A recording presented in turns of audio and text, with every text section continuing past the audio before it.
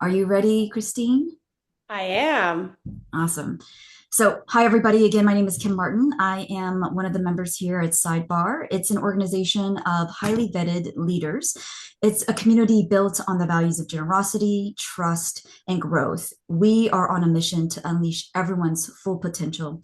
And we do this with a program that is mindfully designed to drive measurable results within your career across the whole life cycle, from the moment that you might be going through a job transition, looking for a job, all the way to getting into a new role and expanding that. Everything is delivered within a digital platform that is both mobile and desktop enabled. And we also get to host wonderful events like this with amazing speakers like Christine, who come to you with their expertise, practical frameworks, and the ability to immediately start to apply whatever she's learned and the insights that she's provided immediately in your own work or in your own life. Christine, do you want to go ahead and talk to us about who you are and a little bit more about your topic? Amazing. Thanks so much, Kim. And thanks everybody for joining us today. I'm super excited to be here. I live in Toronto, Canada, and it's like finally sunny and warm. And so I'm feeling very energized by the good weather that we're having. Today, I'm here to talk to you about the influence edge, how the best leaders move people to action. And today is not about me talking at you for the next like hour. It is going to be highly interactive, and you're going to get out of this what you put into it. So, Kim is going to drop in the chat a workbook that I've developed to go alongside this workshop that I'm going to take you through. And I'm going to be giving you exercises to do as we move throughout. And so, I highly encourage you to participate and follow along. And that's how you're going to get the most out of it as we go. Oops. Sorry, but I want to start by taking you back all the way to 2018 in my life when I was an executive in the corporate world and I was standing nervously outside of a meeting room. I don't know how it works for all of you guys work and if you're remote or whatever, but when you're kind of like waiting for your 15 minutes on the agenda of a meeting to come in and pitch whatever it is you've come to pitch. And that day I was standing out there all in black because I was asking for money and I always wear black when I'm asking for money. And just for that nervous pit in my stomach because it was my job to go in and convince the leadership team of this business to do something that I knew that they weren't going to want to do. But I felt ready. I had a deck filled with all of my analysis that I'd done to prove why my idea was the right idea for their business.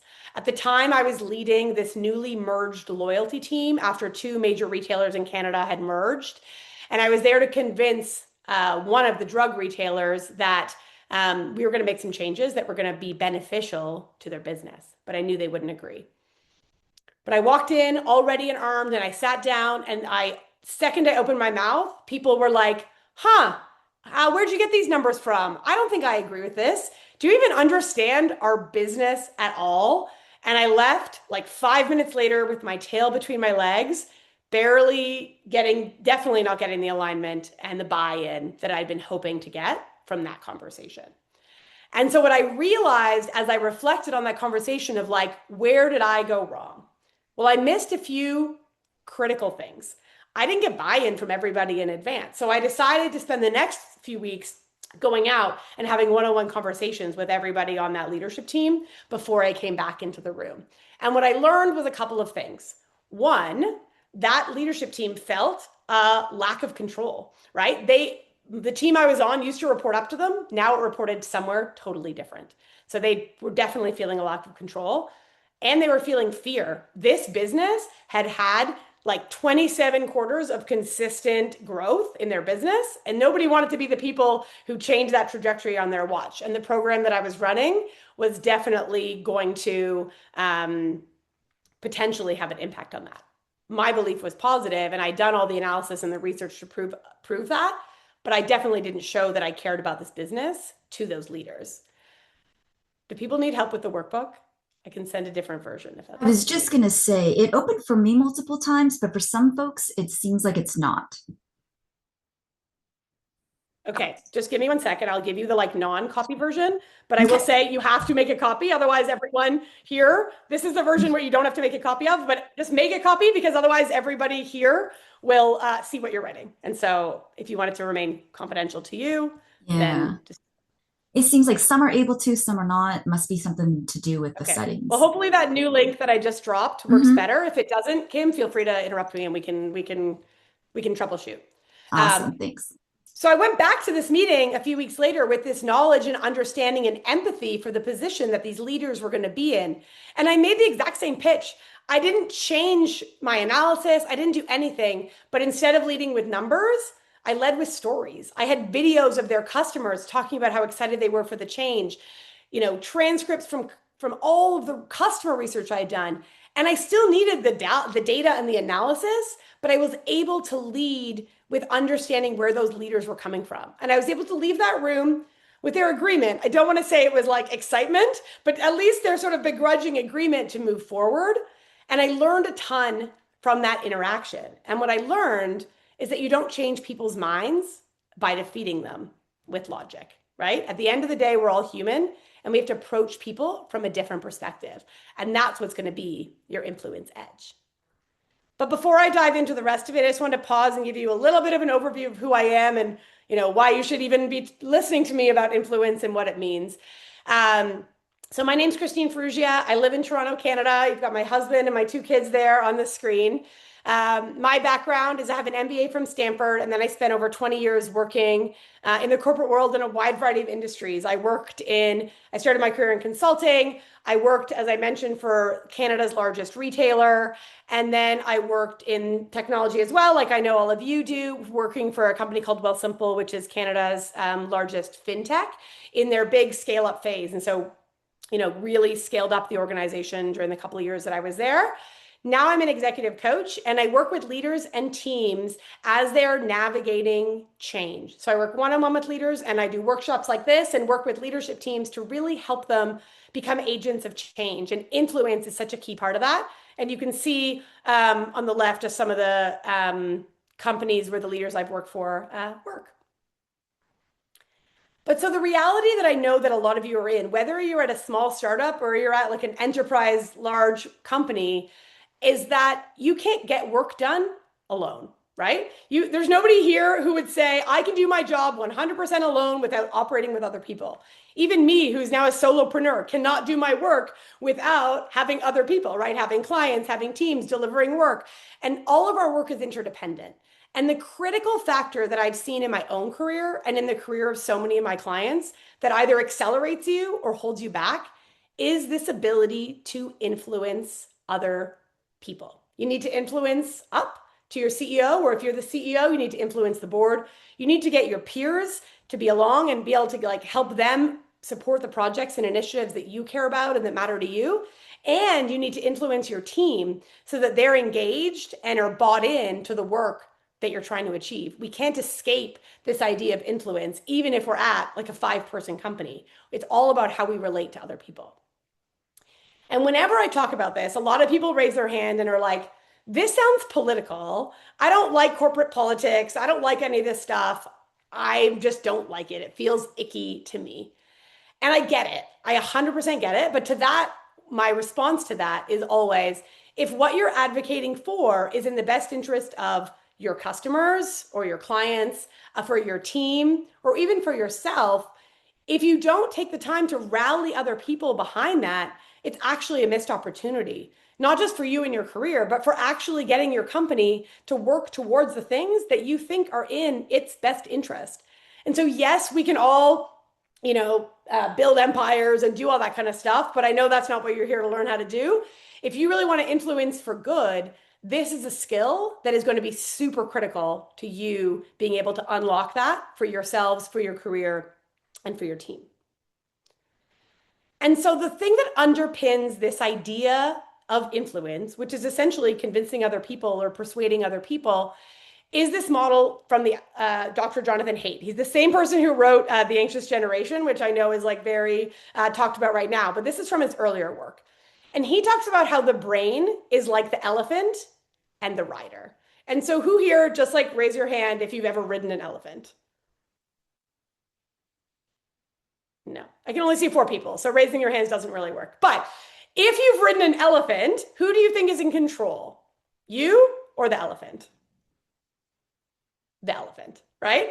And so in this analogy, Your logical brain is the rider. Your logical brain is the part of your brain that wants a business case, that wants a financial model, that wants analysis to prove it. And then the elephant represents your emotional brain. And the emotional brain cares about how they feel about things. The emotional brain cares about how it's inspiring to them or whether it's making them worried about something.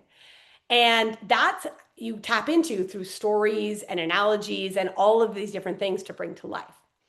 But what's interesting is that the elephant is like 60 times bigger than the rider, right? And so who do you think is in charge even when you're talking about business decisions? The elephant. And so if you don't tap into the elephant, that's how you leave meetings where people sort of saying sure, sure, sure and doing nothing, right? Or someone saying, I don't think now's the right time. Those different types of things that people bring up that sound logical or rational are because we didn't tap in to that person or that stakeholder's elephant. Because what you need to move people to action is to tap into the elephant. And so that I can tap into your rider, I'm also going to share some stats that back that up. So the first is 66% of decisions, even in a business context, are driven by emotion and not logic. Presentations with stories lead to a 300% higher engagement than those without. And presentations that are information presented in a story is 22 times more memorable than information presented alone.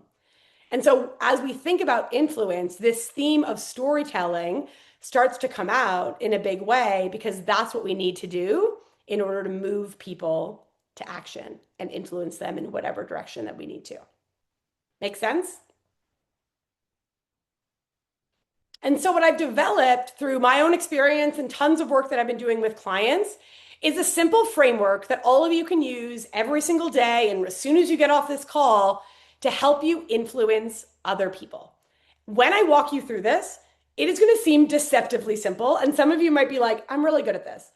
I've presented this to hundreds of leaders in dozens of corporations. And every single time I'm done, someone's like, oh, I kind of knew I was good at this. I didn't know why. Or now, if I think back on the times that I failed at influencing, I can see where I missed a step.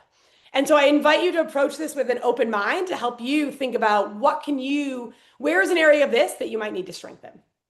So the first part of it is S, strengthen ties. This is all about the relationships that you have with the people around you. And there's the T, take stock. Do you actually understand what matters to those people? O is orchestrate a plan. Who are you talking to? In what order? Do you need to get finance bought in before marketing or marketing before finance? What's the right order based on the dynamics in your company? The R is resonate with your audience, which is tell stories in a way that tie into what your stakeholders care about. And then the Y is yes, cultivation. I don't know about you guys, but I've definitely had times in my career where people say yes to my face. And then we go and we do something. And then 6 months later, we go to launch it. And everyone's like, whoa, whoa, whoa, who agreed to this? Right? Or they say no to your face. And then you have to kind of go back. And so the why is really around how do you keep bringing people along the journey so that you maintain that yes. And the other thing I want to mention before we dive into the framework is that all of you are influencing every single day, whether you are aware of this or not. Whether that's convincing your toddler to eat their vegetables or convincing your spouse to get sushi for dinner instead of Indian food, like all of those things are influence, right? Even in your personal lives. And so you can choose to be intentional about how you do it or not. And that's your choice. But I'm going to give you the tools so that you can be super, super intentional. And so now the like just talking at you part is done. In your workbook on the first page, I want you just to write down an opportunity that you have to influence others in the next few weeks, because I want the remainder of this workshop to be super practical and tied to a situation you're actually dealing with. So I'm just going to give you a minute or two to write that down.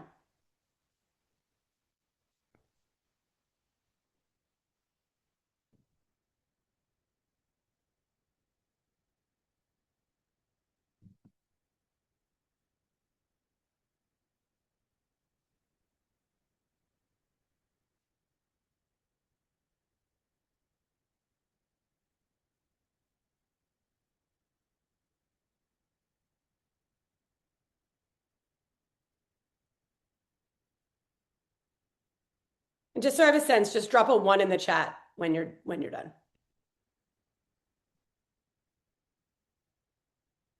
It could be a personal goal too. Yeah, doesn't if it doesn't have to be professional. If you want it to be personal, that's totally fine.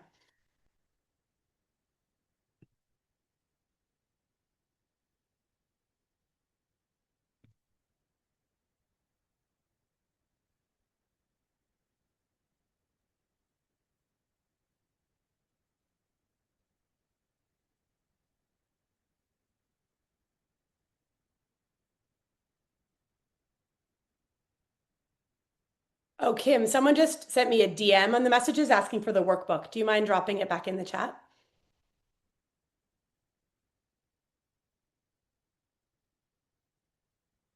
All right, we'll give everyone 30 more seconds to answer those questions and write it down.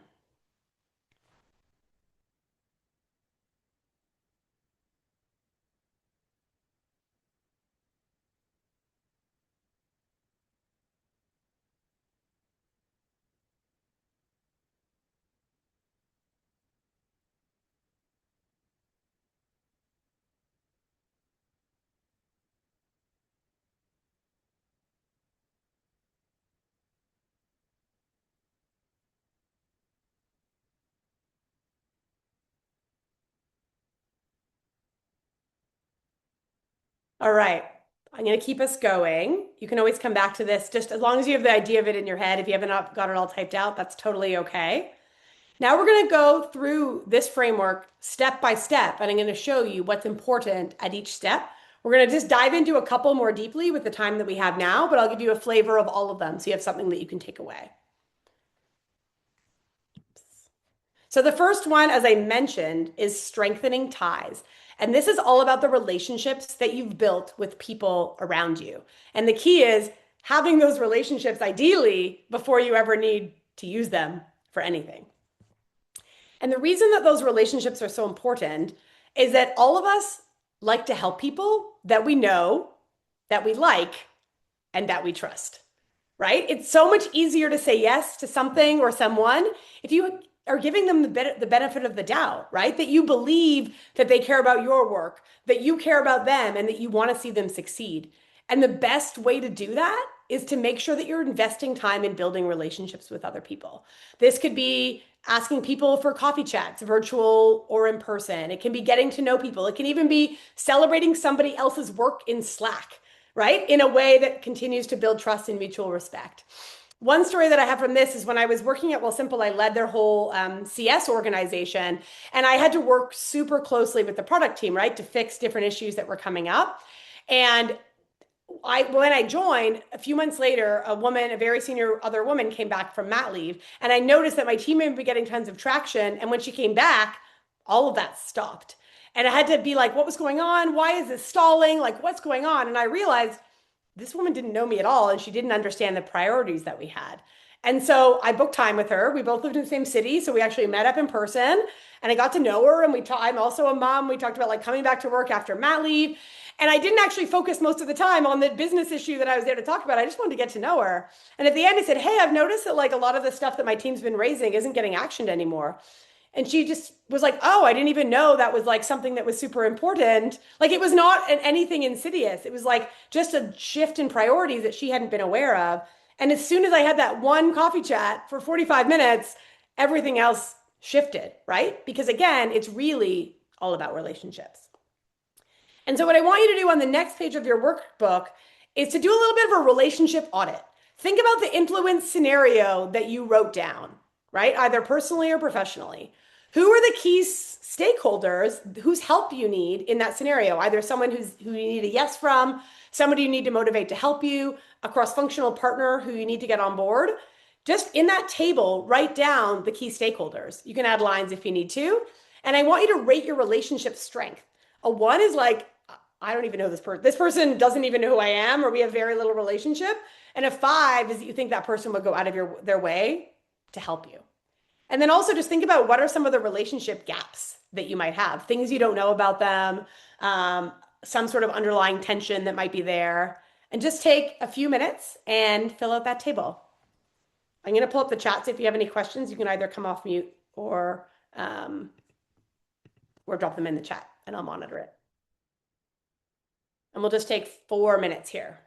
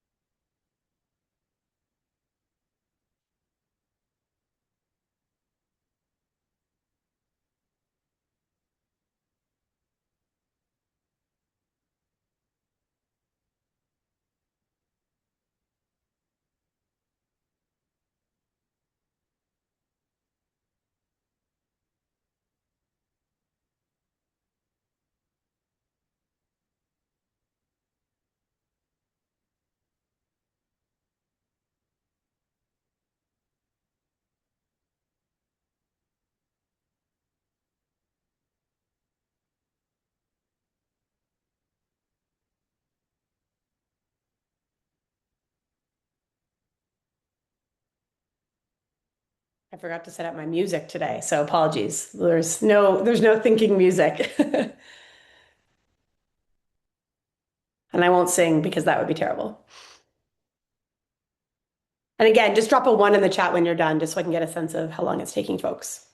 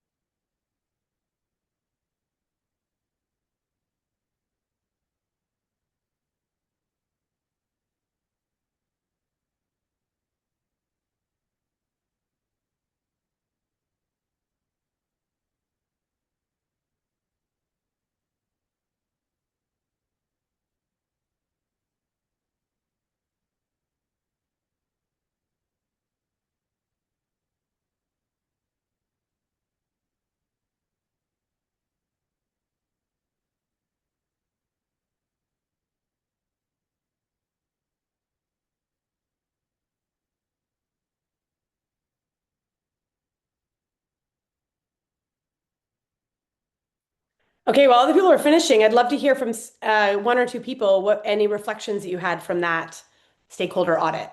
Anyone want to share? You can either come off mute or drop a reflection in the chat. Christine, I'll share. Thanks, Sean. The being purposeful about even thinking about it, right? Mm, It goes a little bit deeper. Like immediately I thought of 1 or 2, but then as I started thinking about the ripple of that, and it became 3, mm, 4, and 5. mm. Yeah. Thank you for sharing. Yeah, it's not usually it's easy to come up with the obvious people. But you're right, the ripple effect can have a much bigger impact. Like I've done this sometimes when people come out with like 30 people, right? It depends on your company and what you're trying to do, but it can be easy to have a large number of people that maybe you didn't even think about. Thanks for sharing, Sean. Anyone else want to share?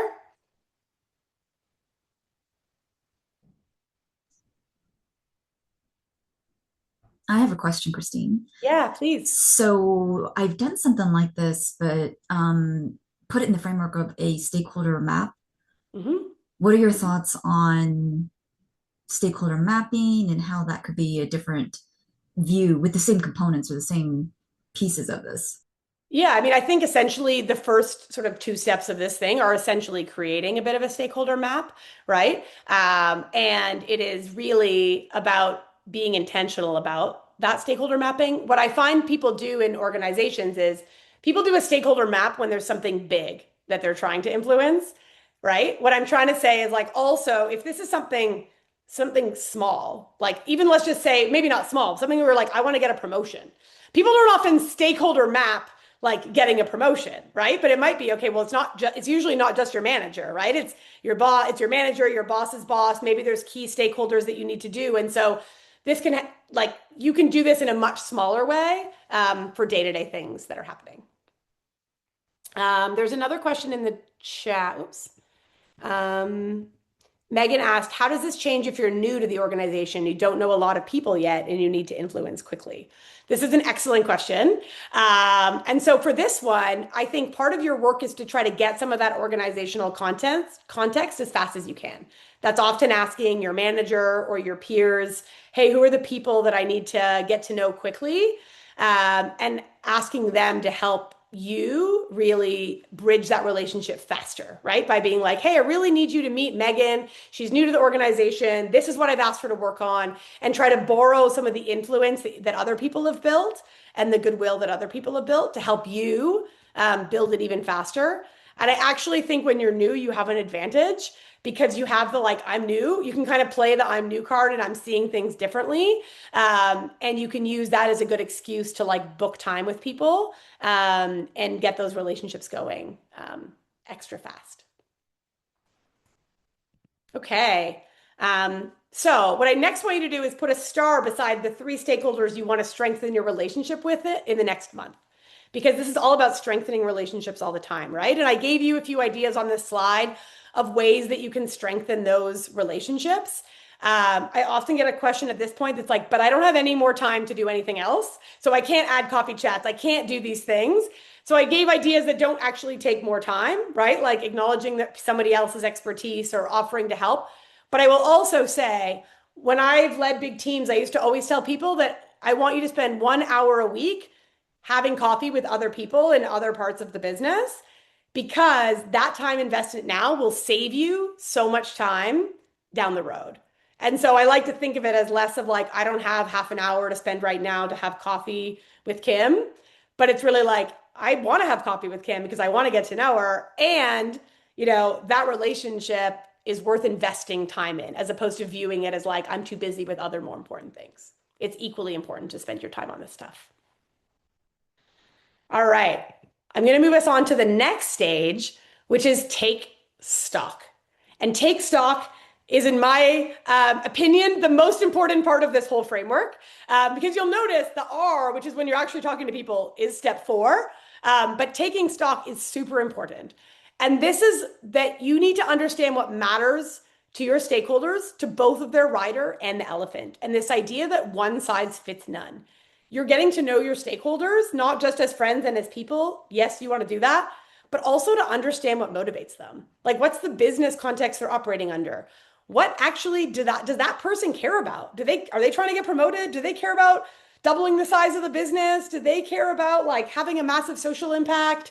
What matters to them? What KPIs are they being evaluated on? Right? How do they measure success for themselves and for their team?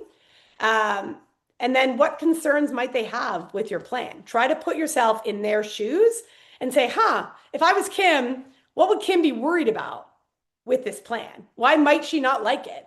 And try to just understand these different pieces a little bit better. Because if you can understand what matters to the people you're trying to speak to, you can then tailor your messaging and the rest of your influencing strategy to that. Because it's not about what I want and why I think it's important. It's about why you should care. And so for this one, on the next page, ignore the page 5 to 7. I should have deleted that. But on the next page of your workbook, just for the one stakeholder, I gave you a bunch of questions to answer about that one stakeholder and what they care about. I just wanted to take a couple of minutes and fill that out. And it's okay if you don't know everything. That's not the point. The point is for you to see what you do know and what you don't know. So just take a couple of minutes and try to fill that out. And I'm here if there's any questions.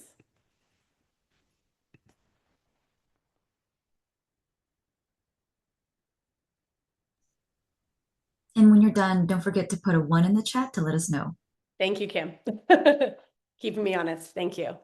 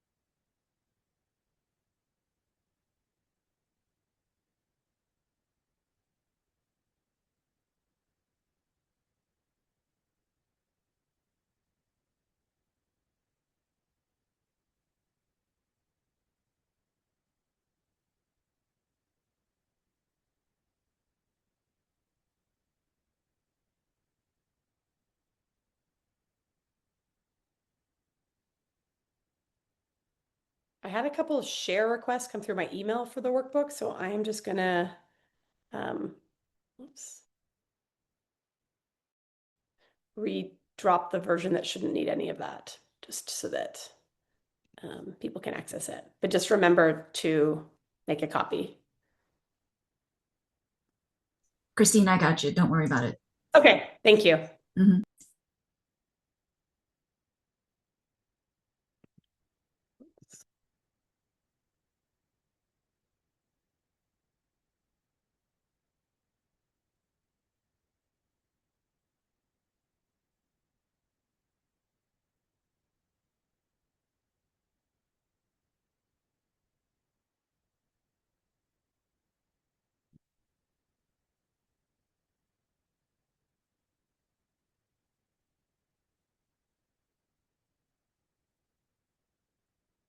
Awesome. And just remember to drop a 1 in the chat when you're done this.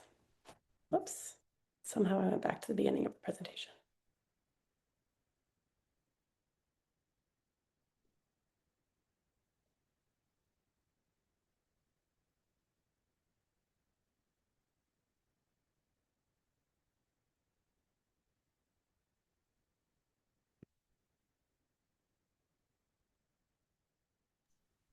And is this presentation going to be shared with us as well whenever we get done? Sure, I can happy to share it. Awesome.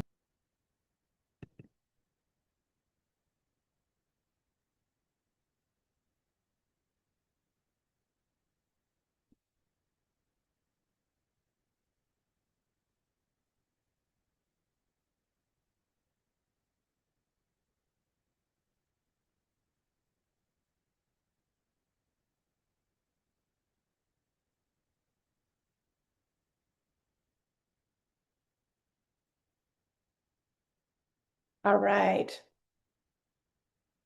All right, so let's see. Does anybody want to share any reflections they had from doing this exercise? Or any questions?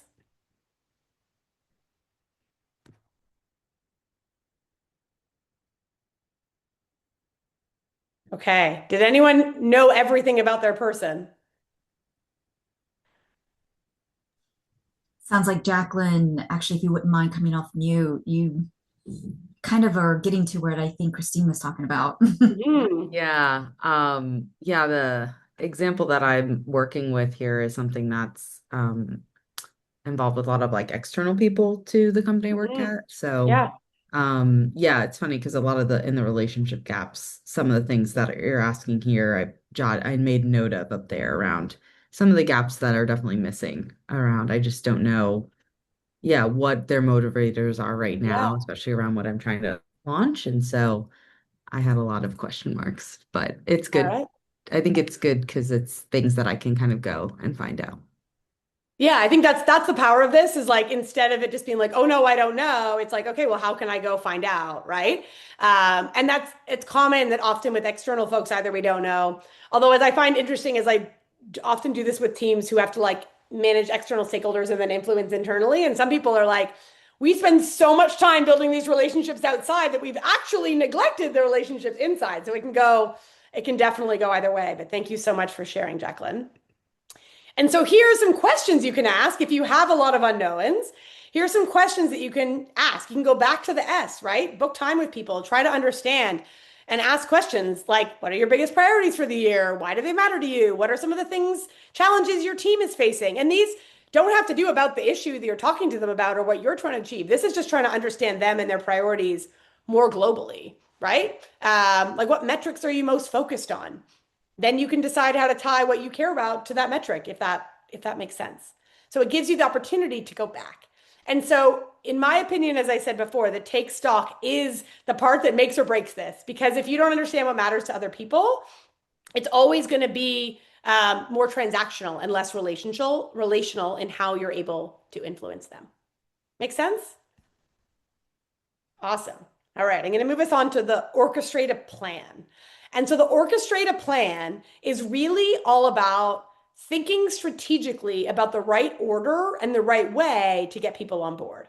And so this is thinking about things like what's the right timing, right? If your business has a year end on March 31st, Going to your finance team, or if one of the companies you work with externally has a year end and you need to work with them, like that may not be the right time because they're all going to be super busy and focused on putting their head down. Or like one of my clients right now is going through a massive merger. And so the work that I'm doing with them has been deprioritized. And that makes tons of sense. But it also means I'm not going to keep following up with them right now. I'm going to give them a little bit of a break, right? While they do this important work and then follow up a little bit later. It's also about the sequence. Like I talked about before, depending on your organization and how you work, do you need to get the finance team on board before you go to marketing or vice versa? There's no right answer, but just think about like, there's no global right answer. There might be a right answer in your company, but thinking about that strategically. And then what's the right message to go to them with and the right channel? We're going to talk about message in a minute, but for channel, it's like, is this someone I need to like meet in person? Is this something I can send a Slack ping about? Is this something that I need to like book a meeting? How do you think about the right way to communicate whatever you need to communicate based on the individuals? And then the last part that I think is super critical is who are your allies? And allies in this definition are people who you don't directly need their support with, but that are very influential in the organization. And if they were supportive of what you're trying to do, will be super helpful. So Jacqueline, for you in your situation with like outside companies, maybe it's not the person you're directly selling to as an example, but there's somebody else in the organization that if they felt strongly about whatever your project is, that they would be helpful internally in that organization to get it done. And so just taking a minute to sit down and think about all of these different steps can be super helpful. I don't have an exercise for you for this one, just in the interest of time, but you can sit down and think about like, what is the right order of people that I need to get on board for this type of a thing. In the story where I first started with this loyalty program, I was a VP at the time and I was working with like my boss, who was like the SVP of loyalty. There was an SVP of marketing and there was an SVP of the digital team. And all three of them were working on this project. And the three of them like didn't agree on absolutely anything. And my job leading this project was to get them all aligned and moving in the same direction. So I had to use this a ton. I had to strategically think about like, okay, so if I need to get the SVP of marketing to champion this, I'm not going to go to him. I'm going to go to his VP, my peer, because if it's her idea, he's going to like support it more than if it's my idea. And it sounds sometimes like Machiavellian, but it's really towards the common good of trying to figure out the right thing to do. And it just takes a few minutes to think about, well, actually, what's the best way to get this person on board? And maybe it's not just going directly to them first, right? It's building that alliances around you at the same time. Make sense? Awesome.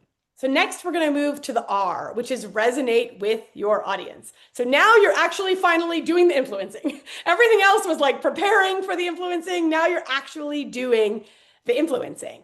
And so what you need to do here is tell stories. Like I started at the beginning with a story and I talked about the elephant and the rider. We cannot just appeal to people with data and with logic. We need to tell stories that are going to move them to action. And so I have this simple story arc to share with you as a way to how do you tell a story in a simple way? So you've got your situation, you've got the scene, the context, the characters, you've got the challenge. What's going on? What's wrong? What's the opportunity? What's happening here? And that creates the emotion. You've got the outcome. That's what you've learned. And then you've got your call to action. What do you actually want people to think, feel, or do with what you've shared? And so if you're trying to turn a situation into a story, here's just some questions you can ask yourself. Who's been impacted? Customers, employees, stakeholders, the future customers. What do they value or what do they feel? Right? It could be that they feel what's really important to your team is a sense of belonging, right? Or what's really important here is to make the most money on this deal as humanly possible, right? That's something that they value. And then what's the bigger story? How does this connect to what your stakeholders care about, their vision, their values, their priorities? And then when you're telling stories, and I'm going to give you an example in a second, what I want you to do is take your story from good to great. You want to make it human, right? You want to talk about people, not functions. You want to use some detail to bring it to life, right? The bugs were coming in so quickly, the dashboard was lighting up every second is totally different than like, oh, it was just a crazy busy day, right? You want to anchor with emotions to appeal to the elephant, not just the rider. So I want you to ask yourself, what do I want them to feel? Not just what do I want them to know? And then I want you to connect the dots. I want you to make it really clear how what you're talking about connects to what matters to your stakeholders. Tie the story to what matters to other people, not just what matters to you. So I'm going to give you an example. Here's one example that came from a client. We want to introduce a pre-approved loan promotion to drive loan volume and help our customers consolidate their debt, right?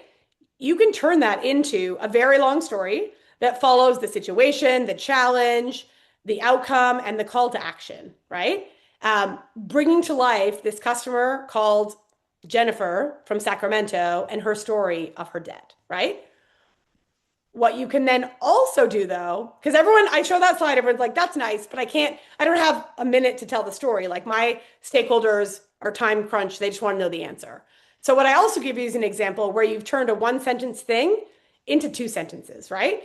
To Jennifer's been losing sleep over her $18,000 in credit card debt, but was too afraid of rejection to ask us for help until we called her with a pre-approved loan offer.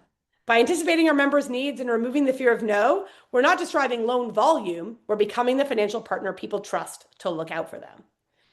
And so I'm tying this to what the stakeholders cared about, which is in this case, they did care about driving loan volume. They also cared about risk, right? But they also care about our customers. And so I've been able to tie that in a way that allows something that's going to be beneficial to the company and to their customers in a way that feels more emotional. Does that make sense? So now what I want you to do is on the next page of your workbook, think of a real communication you have coming up related to your influencing opportunity and draft a brief story using that framework for one of your stakeholders.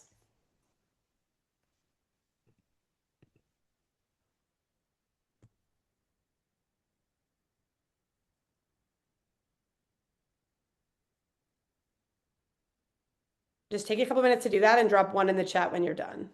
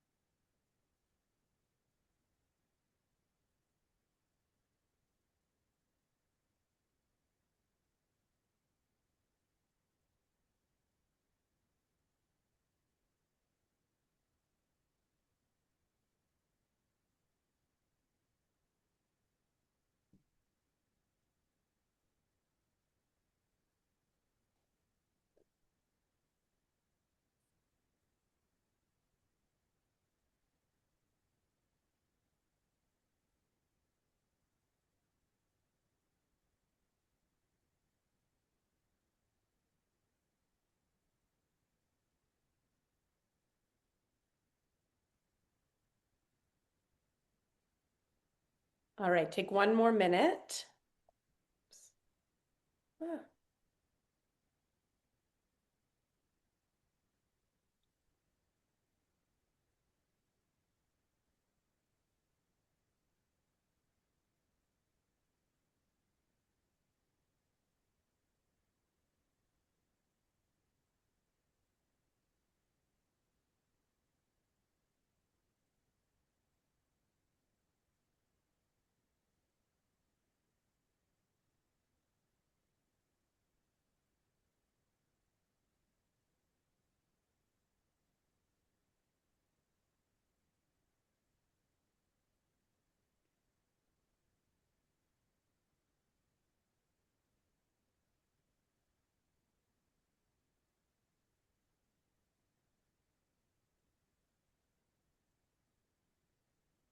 All right, if there's anybody who wants feedback or wants to problem solve their story or just get some perspectives on it, I know they might be confidential, so you don't have to necessarily read it, but if anybody wants some help on theirs, feel free to raise your hand or drop a question in the chat.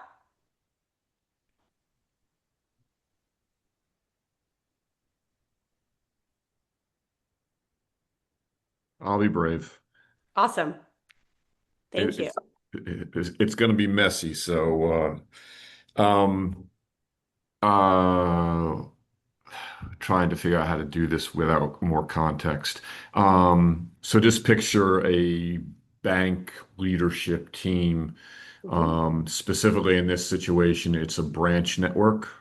Okay. Um, uh, we've just completed two purchases, and we're going through another conversion. So we've gotten bigger faster. So the situation is more branches, more people, more expense. Mm, The challenge is that the great business development people are not always good managers. hmm What that's created is turnover because of lack of coaching, production is inconsistent, and the team that has been trying to do both the business development and also run the branches, there's fear of them burning out. Okay. The call to action is I can increase production, decrease turnover, and ultimately lower costs by separating the business development function from the branch leadership function. And Okay. I'll leave it there for questions or clarity. Yeah, I mean, I guess the question would be, so you're trying to influence the bank leadership team to separate these roles. That's the nut of it, right? That's it. Okay. And so what does that leadership team care the most about? Overall production without increasing costs. Okay. Okay. And does your goal align with that objective? It will increase production. In the very beginning, it potentially could increase costs. Yeah. Um, but long term, it would decrease costs because the model itself, again, without getting into a lot of detail, Sure. Yeah. it can evolve ultimately through some of the merger and some of the cost savings through the merger. Okay. Okay. And so how can you tell this as a story about maybe something that's gone wrong, right? Yeah. Like versus like the way what you walked me through was very like It was the rider.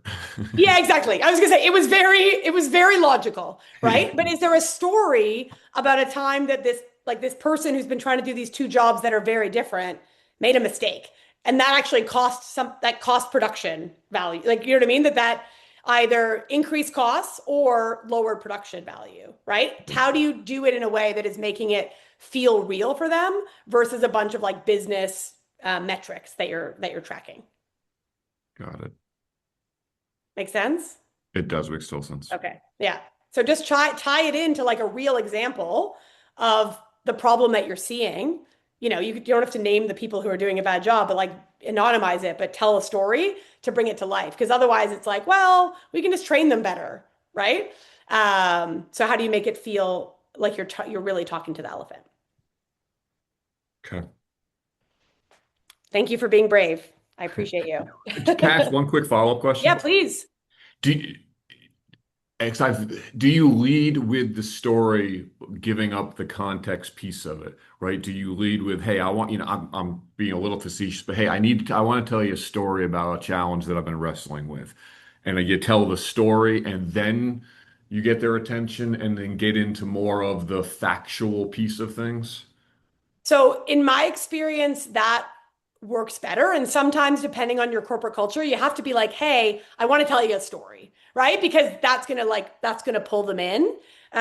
Because I find if you lead with the facts, people are already coming up with all the arguments why your facts Yeah. are wrong, right? But I think in some cultures, it's totally normal to just like kick off with a story, and you don't need to like preface it. But that really depends on your corporate culture and what you think would work best. Okay. Thank you. It's really helpful. You're welcome. You're welcome. All right, I'm going to keep us moving, but I'm happy to stay on a few minutes after the hour if anyone else wants like one-on-one help with their story. So the last step of this is the yes cultivation plan. And that's about what do you do if you get a no or you get a yes. So if you get a no, you actually very rarely hear someone say no. You hear things like, it's not the right time. I need more information. I have some concerns, or they just don't do what they said they were going to do. In this scenario, you want to ask what or how questions to better understand concerns and continue to have conversations. Oh, what would need to be true for you to get on board with this? How would this work if we rolled it out? If you ask why questions, people get defensive, and that's why you want to ask what or how. And then finally, as I said at the beginning, every yes is just the beginning of a journey. And we've all had a yes turn into a no. And so this is where you just need to keep communicating as change happens and projects unfold. And it's okay for new worries to crop up when this future theoretical change becomes real, because people are fine with change that's 6 months away and they're very uncomfortable with change that's happening right now.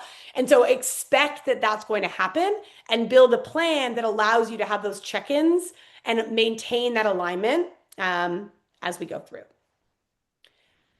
I'm not going to do an exercise for this one, again, from the interest of time, but you really want to think about that like stakeholder mapping and continuing that out over time and what you need to do. So that's the story framework. We've strengthened our ties and built those relationships. We understand what matters to our stakeholders. We've orchestrated a plan. We're telling stories that appeal to the elephant, not just the rider, and we're bringing people along on the journey with us. If you do these 5 things consistently, you'll continue to get better and better and more influential with your stakeholders. And so, as in our last few minutes, what I want you to do is just write down one thing you thought about influence or storytelling before this session and one thing you learned.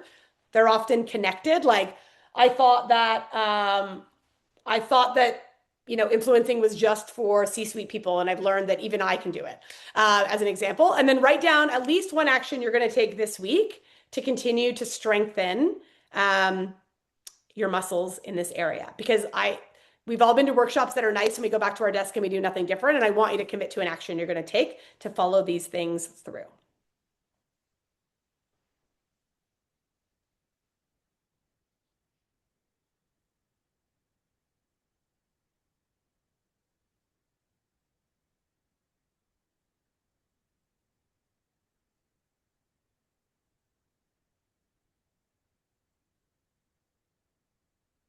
And again, just drop a 1 in the chat when you're done. But I'm going to only give you a minute or two because we're running out of time.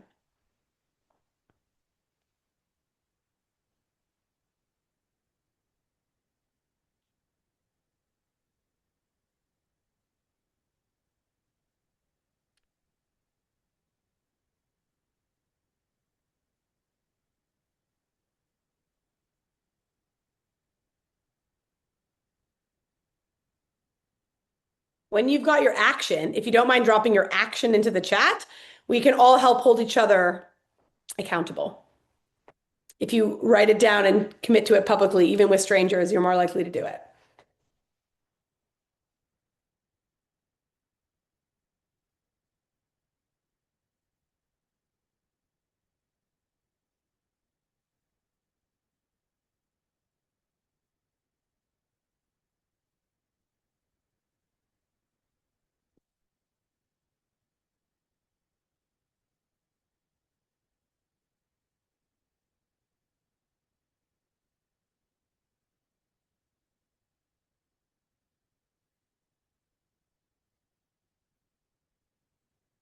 And then while you're wrapping that up, I just want to leave you with the message that action creates confidence, not the other way around. We tend to wait to feel to be confident to try something new, but I want you to go out and experiment, and your confidence with this skill is just going to continue to build.